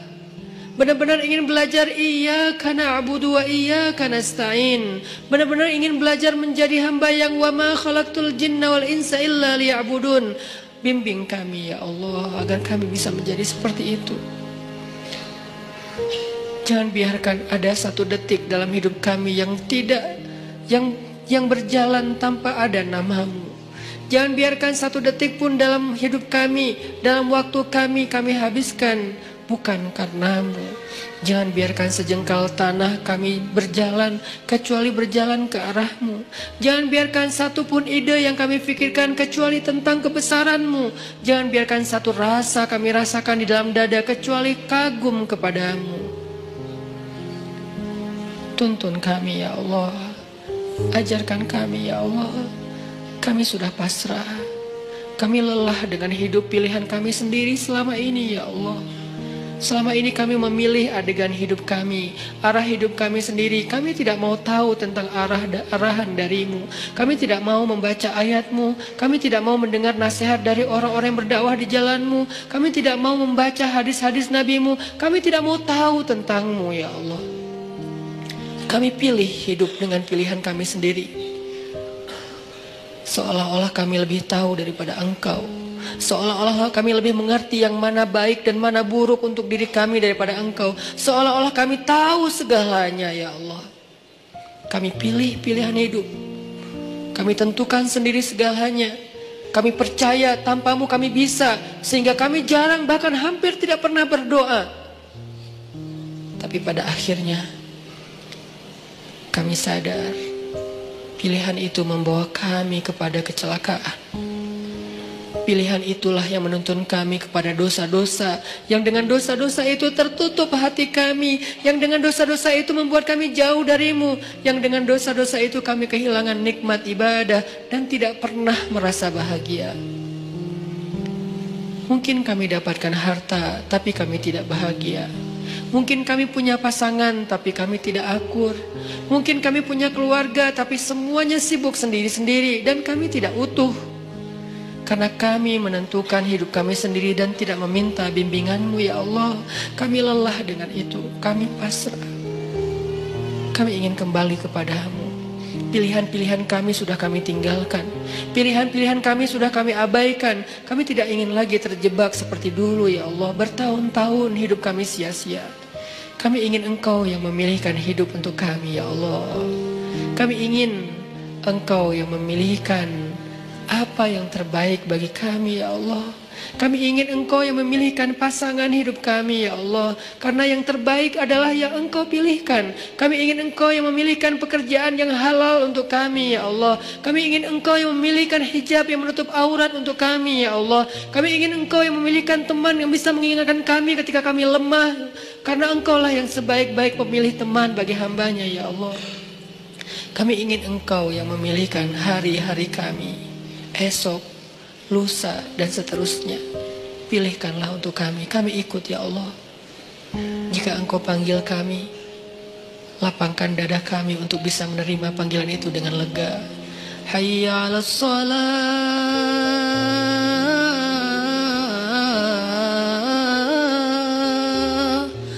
Ya Allah, jangan biarkan kami mendengar suara itu dengan marah. Jangan biarkan kami mendengar suara itu dengan terbeban. Kami ingin merasakan nikmatnya mendengar suara azan. Kami ingin merasakan hati kami bergetar ketika mendengar namamu disebutkan. Kami ingin merasakan panggilan itu adalah panggilan terindah, senandung terindah yang pernah kami dengar. Jangan biarkan ada satupun senandung, irama, lagu apapun yang lebih indah bagi kami daripada suara azan ya Allah. Ya, kami berhibur dengan lagu-lagu. Kami berhibur dengan senandung-senandung manusia. Tapi kami tidak mau senandung itu mengalahkan suara azan. Celaka kami jika kami mengganti suara azan dengan hiburan-hiburan makhluk ya Allah. Itu hanyalah kesenangan sesaat. Tetapi hiburlah kami dengan suara azan dan bacaan Al-Quran. La uqsimu biyaumil qiyamah. Hibur kami dengan ayat itu ya Allah. Fabi ayyi ala'i rabbikuma tukadziban. Hibur kami dengan ayat itu ya Allah. Ya ayyuhalladzina amanu. Beri kami kemampuan untuk merasakan panggilan itu ya Allah. Seolah-olah Engkau memanggil kami secara pribadi. Jangan biarkan kami berpikir bahwa panggilan itu bukan untuk kami. Lalu siapa kami jika bukan orang beriman? Kenapa kami ketika dipanggil ya ayyuhalladzina amanu tidak merasa? Ketika dipanggil ya ayyuhal kafirun kami tersinggung. Apakah kami benar-benar kufur kepadamu? Kenapa kami lebih terkesan dengan kalimat ya ayyuhal kafirun daripada ya ayyuhalladzina amanu? Apakah selama ini kami kufur kepadamu ya Allah? Bimbing kami ya Allah. Kami berazam setiap pekan untuk selalu hadir dalam majelis ilmu ini ya Allah. Dan kami berazam perlahan-perlahan kami ingin mendukung dakwah agamamu ya Allah. Kami ingin melihat negeri ini di mana agamamu tegak di dalamnya. Karena tegaknya agamamu adalah tegaknya kemanusiaan. Menangnya agamamu adalah menangnya kemanusiaan. Karena tidak ada kezaliman di dalam agama ini ya Allah. Kami ingin melihat suatu hari nanti salah satu di antara kami yang ada di sini mengumandangkan azan untuk rakyatnya. Salah satu di antara kami yang ada di sini mengimami sholat untuk rakyatnya sebagai kepala negara, kepala daerah, atau pemerintah kota, atau pemimpin di dalam lingkungannya. Duhai Allah, wujudkan harapan-harapan kami, karena Engkaulah satu-satunya yang mewujudkan harapan. Menangkan kami atas orang-orang yang zalim, karena kemenangan orang yang beriman adalah kemenangan rahmatan lil alamin. Rabbana atina fid dunya hasanah wa fil akhirati hasanah wa qina adzabannar. Subhanakallahumma wa bihamdika asyhadu an la ilaha illa anta astaghfiruka wa atubu ilaik. Terima kasih buat teman-teman semuanya. Barakallahu fikum. Wassalamualaikum warahmatullahi wabarakatuh.